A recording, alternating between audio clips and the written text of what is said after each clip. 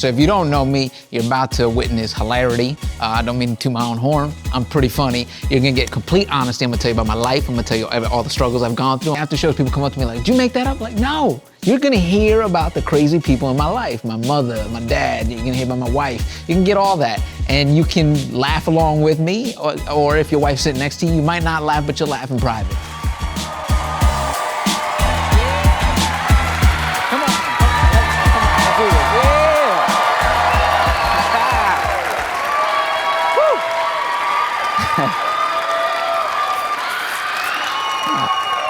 All right, too much, easy. What's going on, everybody good? I am married, yay. Did you clap for that? She's like, oh, good for you. I think the problem with marriage for men is that there's no good advice for men. You ever realize that, fellas? Like when you're single, you ever ask an old guy, hey, I'm thinking about doing it. What's he always say? Don't do it. You're like, hold up, that's not good. Why would you say that? Like, here's some advice. On my wedding day, I asked my dad, right? And we've all heard this one. I was like, Dad, what can you tell me? He said, mijo, happy wife, happy life. Right? I was like, what about happy husband? He laughed his balls off during the whole ceremony. Every time the priest said something, he's like, I would go visit him. He'd make fun of me. Mira, look, everybody, look who's here. Happy husband, happy husband. Here's some advice I give to my single friends when they ask me about marriage. I tell them, listen, being married is cool. It's like living with a rescue pit bull, right? Just, hold on, let me explain. What I mean by that is the dog is great, but you never know when or if that dog is gonna snap. So you're always a little on edge, right? And I'm not lying, you ever see married men at home? They're always uncomfortable. They're just walking around like, oh, she's in a good mood. Oh, she showed teeth, I gotta go. Because we don't know. And I see some ladies frowning right now. It's the truth, we don't know what's gonna set you off. It could be a great day. Sun is shining, birds are chirping. When the call, some song comes on, you flip the hell out. Oh, you think about that bitch at the party? What? I didn't even pick the song, all right. I've been married a good 6 years. 8 in total, but 6 have been good. Because they're not all good, let's be honest. Like, I don't trust those couples that tell me every year is good. Like, we just went back east to visit my in-laws, and they celebrate 40 years together, and my mother-in-law stood up, and she's like, it's been 40 amazing years! I was like, all 40? Shut up your face. Come on. Like, I have good weeks, but not all 7 days are good. I'm supposed to believe all 40 years? Then she said something to her husband. She was like, I love you more than anything, right? And I wish you would just stop with the lies. Because let's be honest with each other. That's why marriages we have to be honest. My wife turned to me, she's like, do you love me more than anything? I was like, no. Like, I love her more than most things, but anything? Have you really thought about what anything entails? It's a lot of stuff. Anything? Anything. Like, I'll say this, because she's not here, right? So, she's not. I would say that I love my iPhone more. No, because if you have an iPhone, you know how amazing an iPhone is. Have you ever left your house and 20 minutes in your day realize you forgot your iPhone? Your life's a mess. You panic, your world is over. First of all, you can't get anywhere because you don't have Google Maps, you don't know shortcuts. You can't eat anywhere, you don't have Yelp, you could die of food poisoning. You can't call anyone, it's 2018. Who memorizes phone numbers in 2018, right? Like, if you know somebody that memorizes phone numbers, run away. That person has dead bodies in their basement.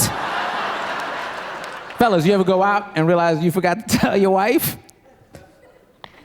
You panic, but not like you left your iPhone. Because right away you tell your friends, like, oh shit, I'm gonna be in trouble. Let's have shots, let's do shots. I'm gonna be in trouble, let's make it worth it.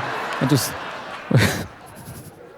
Also, fellas, get ready to argue. I think that's how married people communicate. Because when you're dating, when you're single, it's fun. It's like, I don't like that, I don't like that. She goes to her place, you go to your place, an hour later, I miss you. When you're married, there's nowhere to go. You just sit there and stare at each other's dumb faces. The last big argument we got into was a couple weeks ago. It was fall, it was September, baseball season. I love baseball. Buddy of mine calls me. He says, hey man, have an extra ticket to the game, 3 rows behind home plate. Do you want to go? Yeah, no, sir, that's not the answer, no. If you're a married man, the correct answer is, hold on, let me check in with the ward and I'll call you back in 2 minutes. I can't just say yes. So I called my wife. I said, babe, my buddy has an extra ticket to the game, 3 rows behind home plate. Can I go? This is what she tells me on the phone. If you want to go, go. Look at how uncomfortable all the men are right now. You're all staring at me like, don't fall for that one. What's worse is the women are giggling because you've used that on your man. You're evil. I didn't take that answer.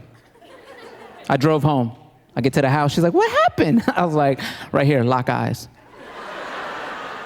Extra ticket, 3 rows behind home plate. Can I go? Without blinking, she's like, if you want to go.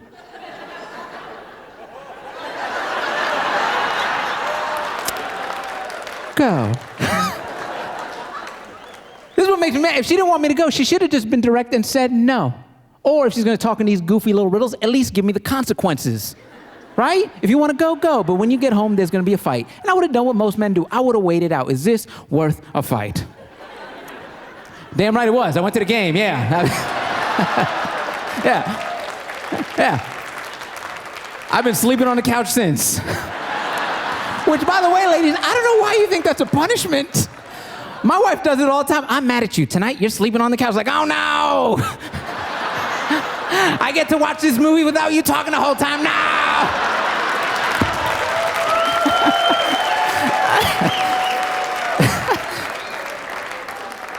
If she really wants to punish me, she'd be like, I'm mad at you. Tonight, we're going to cuddle. I'm going to tell you about work. Hold up. I'm sorry. I messed up. I'm sorry. I don't care about finance. I hope we make it. Another reason I hope we make it is my mom doesn't like her. I know, listen, fellas, your mom has to like who you end up with. My mom does not. And I'll tell you what, we'll start over. My wife is white, got one, right? Yeah. Yeah. Hashtag take that, Trump. No, that's not why, but it feels good. I'll tell you this, bringing home a white woman to a Latino dad is amazing. Oh, it's better than bringing home a Harvard degree. Oh, yeah. As soon as my dad saw her, he got excited, he got emotional. She walked in the door, he's like, oh my goodness! We made it! We did it! He started calling his friends, describing it like she was a brand new car. Mira, you have to come over and see this one. Yeah, brand new, fully loaded, white, it's nice. It's nice.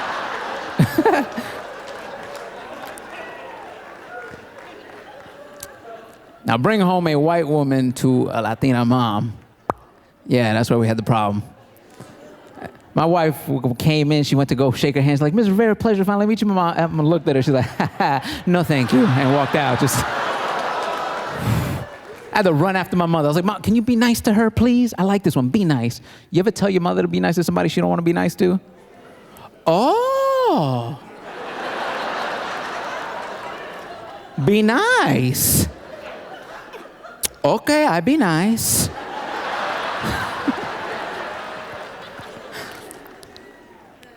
We sit down for dinner. My mother's a very religious woman. She loves to pray before her meals.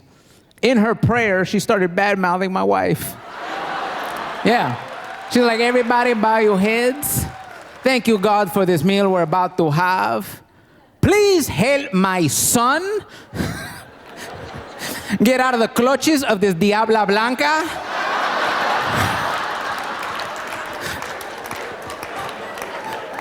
My wife doesn't speak Spanish. She's like, what did she say? I was like, she said you're pretty. Put down the food. We gotta go. We gotta go. We can't.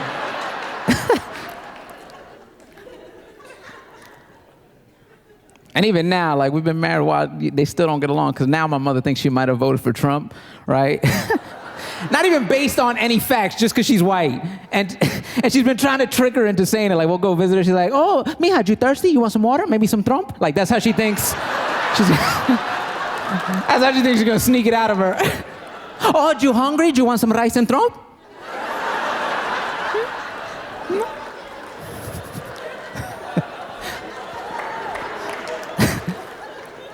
I'll say this because I see people lose their minds on social media. I'm not gonna talk bad about the president because at the end of the day, he's our president. Whether you love him or you hate him, I will say there's one thing about the man. I'm intrigued by him. Why am I intrigued? Because you realize this dude woke up one day, no political background or experience. He just woke up. He's like, I'm gonna be president, and he did. Like, that's crazy. Like, we need to stop reading kids the little engine that could and read them the little Donald that did. Like, that's a story they should hear because it's okay.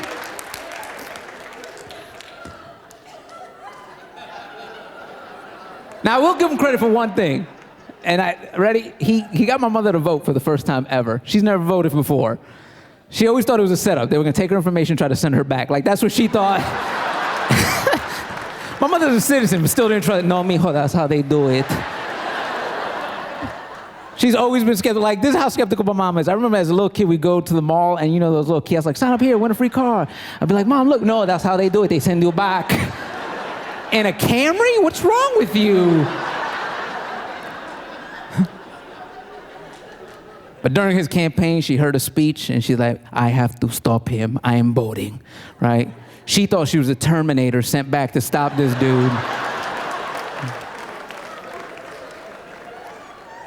So I go pick her up so she could vote. She comes out dressed in a pantsuit like she was running for office. She had a pin on. It wasn't even political. It was a cat. I was like, all right, let's go. Sure. We get down to the polling place. My mother's still skeptical, thinks it might be a setup. She walked in saying the Pledge of Allegiance to prove she was a citizen. She was like, I pledge allegiance to the flag of the United States. By the way, if you're not a citizen, don't do that. It proves nothing. I don't want to see you on the news. Freeze! I pledge allegiance to the flag of the United States. She went into the booth. And you got the little curtain so you get your little privacy. She left it open. And she made me hold her hand. Mijo, don't let them take me back, please. Let's go.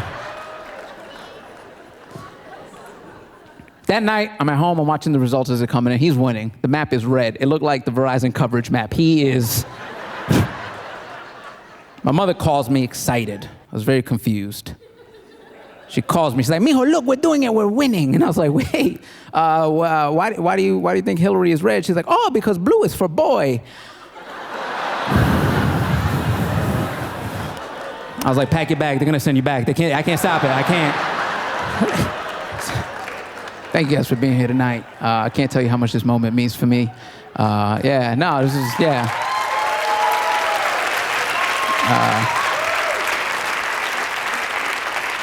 Growing up, I used to love watching HBO with my old man. He would let me watch the specials because my mother, she would work nights, and he would always say, Mira, you want to watch the rated R? I was like, hell yeah, I do. He let me watch the specials. And I remember seeing Eddie Murphy, Pryor, John Leguizamo. It's always been a dream to me. And I remember he told me, Mira, the great ones, they make it to HBO. And I was like, oh, shit, okay. So this moment right now is very surreal to me. Yeah.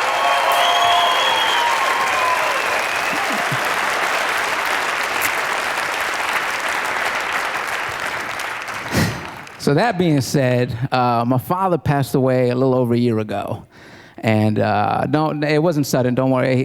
He passed away of Parkinson's. If you don't know what that is, it's Michael J. Fox has it, which that's how the older Latinos in my family who couldn't pronounce Parkinson's would describe it just by using Michael J. Fox movies.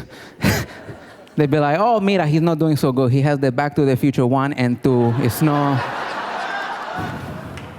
He has the Teen Wolf 1, pero no the 2. That's Jason Bateman. That's no...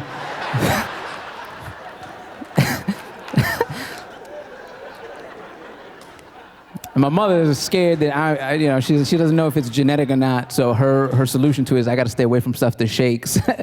Like that's her big. Mijo, don't drink the milkshakes because it's inside. You don't want that. She actually told me one time, Mijo, don't put your phone on vibrate and put it in your pocket because then you ask.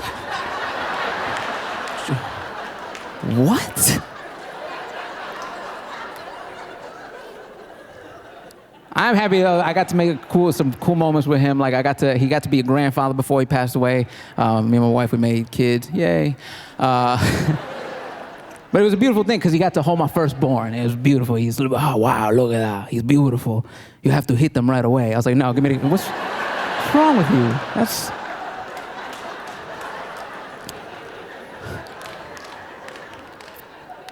But it broke my heart. He couldn't hold my secondborn. And it's not, he was alive. And I remember bringing him home and he saw him, oh, wow, can I hold him? And I was like, no. And he's like, well, why not? And I was like, the doctor just told me for an hour how I'm not supposed to shake the baby.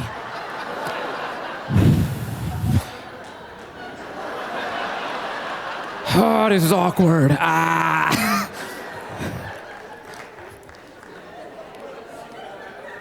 Let it out. This is my pain, not yours. Let it out. Don't.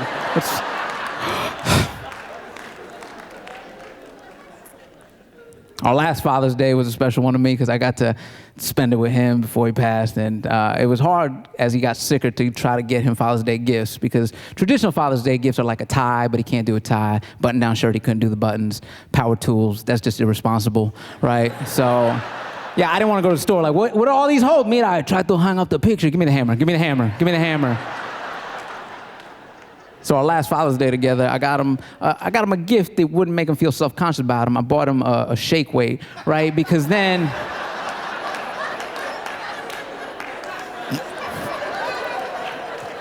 was that too much? Would you have felt better if culturally I said maracas? Because then,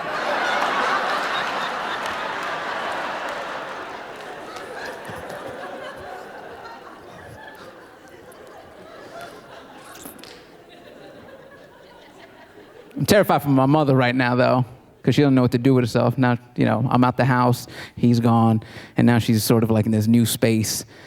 She's getting better, though. She joined a support group, but she joined a divorced women support group.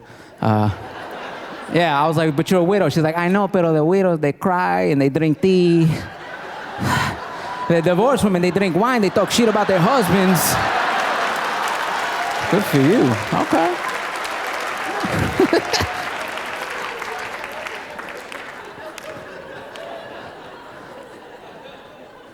And she's excited to be a woman in these times, man, all these movements and all these hashtags, but she doesn't know how to use any of them. Like, we went to a restaurant the other night, she's just walking up to the table, Mira, time's up, okay? Let's go, hashtag time's up. Oh, you hungry? Hashtag me too, let's go. I can't wait all day.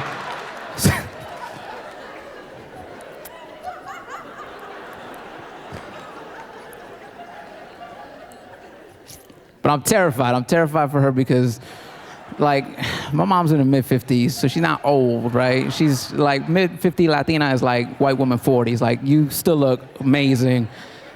Just look at J-Lo and Salma Hayek. They look, wow.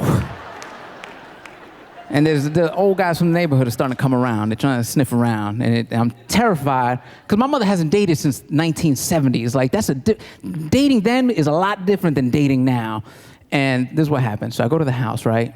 And my mother's got the table set, table for two, she's cooking. And I was like, hey, you making eggplant parm? That's weird because you're Guatemalan. And she was like, she goes, I know, pero Carlos from the church, he loves eggplant. I was like, how do you know this? He texts me a picture of an eggplant. Now, mommy, now!